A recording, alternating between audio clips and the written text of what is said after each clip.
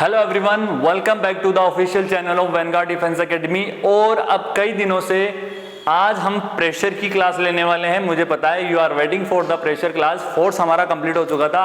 I understand कि आप इतने दिन से प्रेशर की क्लास के लिए बहुत ज़्यादा वेट कर रहे थे, तो कोई बात नहीं, मैं आ गया क्लास लेके आपके लिए प्रेशर की। और उसके ऊपर हम बहुत डिटेल में बात करेंगे, बहुत अच्छे से बात करेंगे। वो सारी चीज़ें देखेंगे, वो आपके लिए जो एग्ज़ाम के लिए और एग्ज़ाम के पॉइंट ऑफ व्यू से बहुत ही ज़्यादा इंपॉर्टेंट होगी। तो बी स्टे विद मी, और मैं आपको गारंटी देता हूँ कि आपको बहुत मजा आएगा प्रेशर की क्लास में। बहुत ध्यान देना, ठीक है। तो हम बात कर रहे थे प्रेशर की। चलो, फोर्स की हमने बात कर ली थी। फोर्स क्या था? फोर्स क्या था? फोर्स एक एक्शन था जिसके अंदर क्या था? पुल और पुश, ठीक है। किसी ऑब्जेक्ट को पुल करना, पुश करना, ठीक है। तो पुल, पुशिंग, सारी चीज़ हमने देख ली थी। अब हम देखने वाले हैं प्रेशर के बारे में। किसके बारे में? प्रेशर के बारे में। तो प्रेशर का नाम सुनते ही दिमाग में प्रेशर पड़ने लग गया है। प्रेशर से हम देखते हैं कि प्रेशर प्रेशर प्रेशर, वो प्रेशर नहीं है जो दिमाग वाला प्रेशर है, नहीं।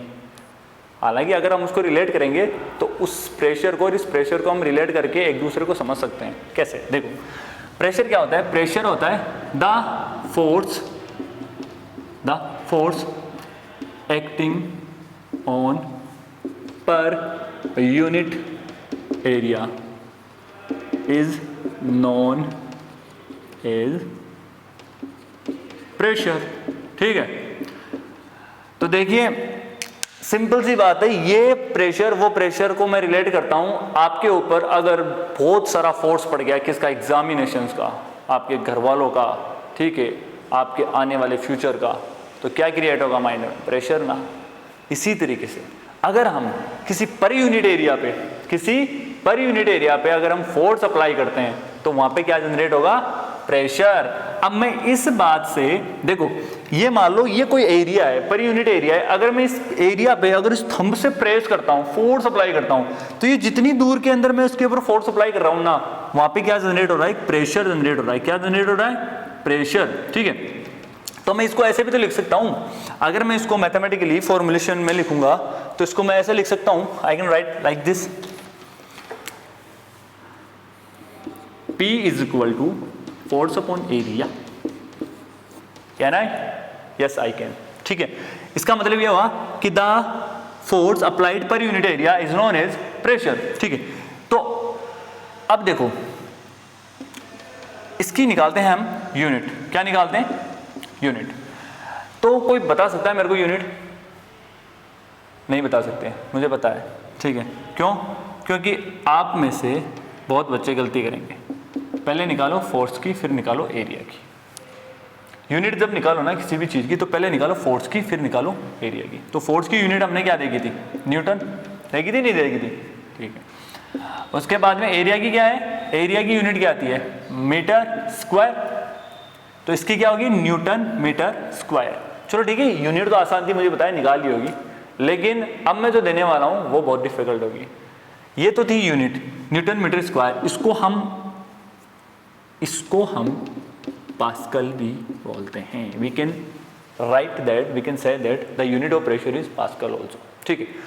अब देखो, इतनी बात तो हो गई। यूनिट हमें पता है न्यूटन अपॉन मीटर स्क्वायर, और पास्कल भी यूनिट होती है किसकी? प्रेशर की, ठीक है। प्रेशर के बारे में हमने देख लिया था। Force acting per unit area is known as pressure. अब देखो एक चीज और है, कभी भी किसी भी सरफेस पे अगर परपेंडिकुलरली कोई फोर्स एक्ट कर रहा है, परपेंडिकुलर मतलब सरफेस और उस फोर्स के बीच में 90 डिग्री का क्या होना चाहिए? एंगल होना चाहिए। अगर परपेंडिकुलरली फोर्स एक्ट कर रहा है तो उसको थ्रस्ट भी बोलते हैं। क्या बोलते हैं? थ्रस्ट भी बोलते हैं। तो इसको हम ये भी लिख सकते हैं कि if the force is applied perpendicular on the surface of any object then it can be said like this,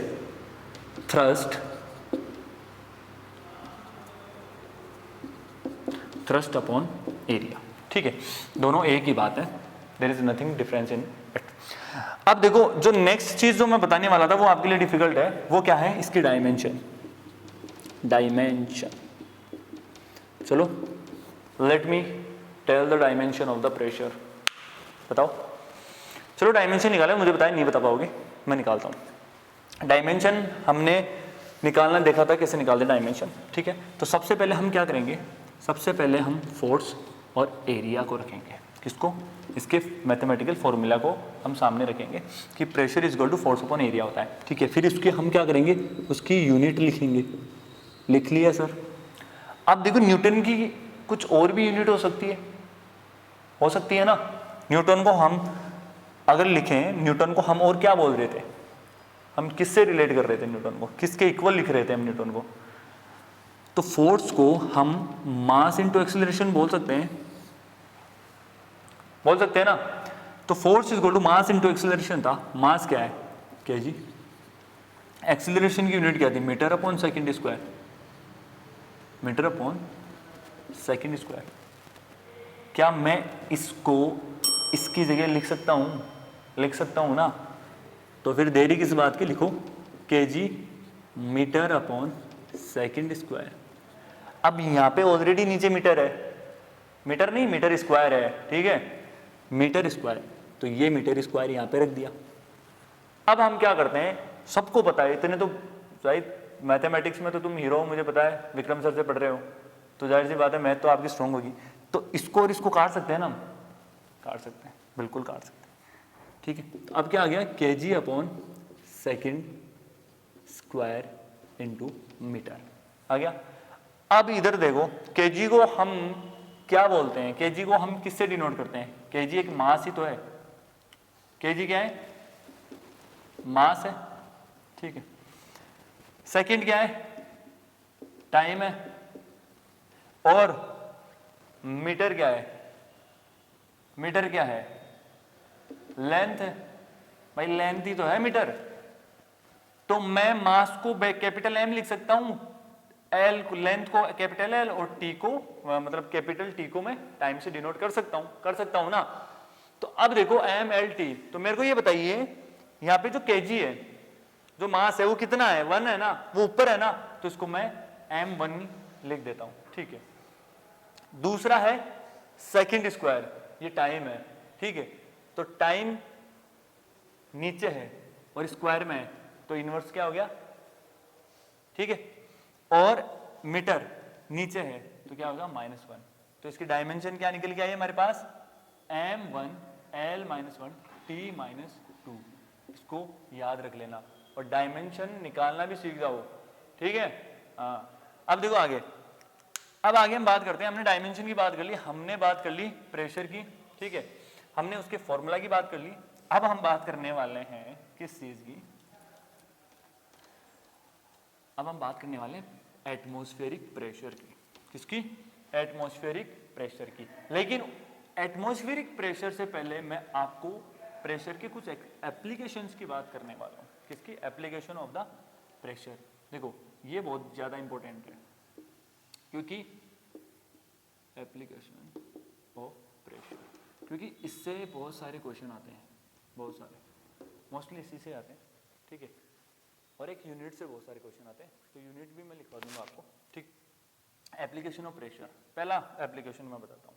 हमारा जो बैग होता है, स्कूल बैग है ना, स्कूल बैग के यहाँ पे जो उसको हैंडल करने के लिए जो डसें लगाई हुई होती है, ठीक है, जो हैंडल करने के लिए अपन बोलते हैं ना, उनको लगा के ऐसे चलते हैं ताकि अपना वेट जो है वो क्या हो सकता है, कैरी हो सकता है, ठीक है।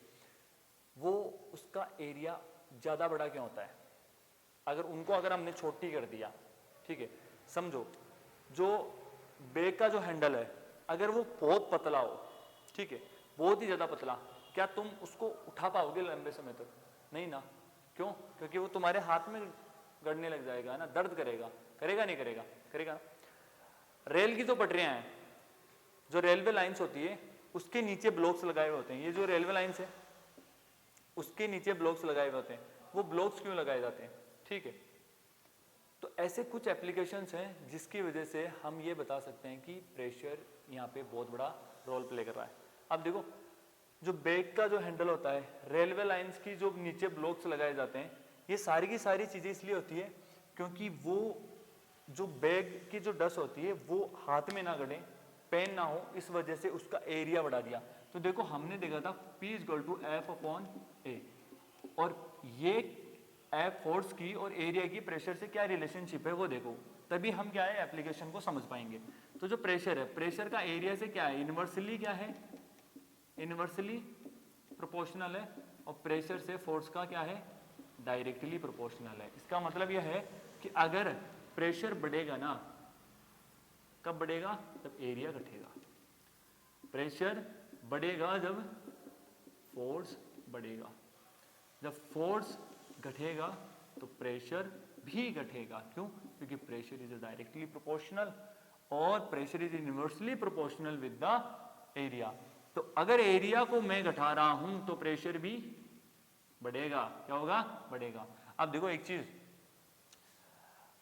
हम क्या करते हैं, ऊपर सिर के ऊपर जो कूली होता है वो क्या करता है, किसी भी चीज को कैरी करता है तो वो अपने सिर के ऊपर एक कपड़ा लगाता है। क्यों लगाता है? वो डायरेक्ट भी रख सकता है ना, डायरेक्ट रखेगा तो क्या होगा, एरिया कम हो जाएगा। वो अपने एरिया को एक्सपांड करता है और जितना ज्यादा एरिया एक्सपांड होगा ना उतना ही ज्यादा फोर्स क्या होगा, उस पर यूनिट एरिया पे क्या होगा, डिस्ट्रीब्यूट हो जाएगा। क्या होगा? डिस्ट्रीब्यूट। और इसी वजह से उसको प्रेशर कम लगता है। अगर तुम एक चीज बताओ, एक तो तुम बॉक्स रख रहे हो सिर पे और एक कील रखे हो उसमें 5 किलो रख रहे हो, तो बताओ प्रेशर किसका ज्यादा जनरेट होगा? उस कील का होगा ना, खोपड़ी में घुस जाएगी तुम्हारे। ठीक है, तो इसलिए एरिया जितना कम होगा प्रेशर उतना ही ज्यादा जनरेट होगा। तो अपना एरिया बढ़ाओ, increase the area of your mind. ठीक है, उतना ही तुम्हें प्रेशर कम लगेगा। ठीक है, तो हम बात कर रहे थे एप्लीकेशंस की। तो एप्लीकेशन किस पे डिपेंड करते हैं?